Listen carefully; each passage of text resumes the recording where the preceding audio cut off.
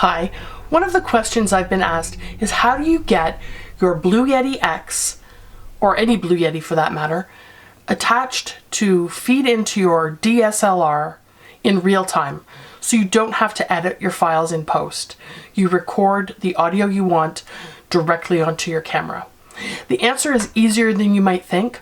All it requires is your microphone source to have an audio out jack, like a headphone jack, and the appropriate cables. In this case, it's a 3.5mm. So I'm going to show you how to do this in real time. It may have a little bit of a crackle as I unplug the mic, but let's see how easy it is. So the Blue Yeti X has the microphone, the audio out, which is a headphone jack, on the bottom. And I'm going to unplug my Boya BYMM1, which is a mini shotgun mic that's just mounted to the top of my camera, and that's the audio you're hearing now.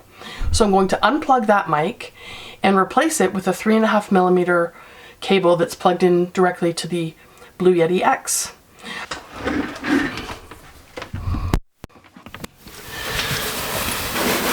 Sorry, my microphone jack is in an awkward place, or my camera is in an awkward place.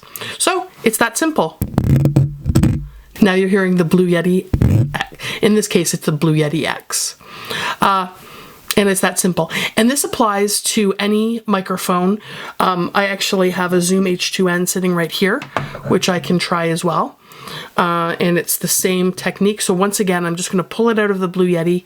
So it might make a little bit of a crinkle sound. And then I'm going to switch over to the Zoom H2n.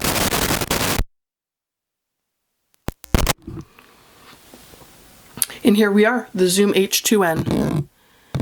That should be picking up. That simple. That is today's tech tip from my podcast journey. Until we meet again.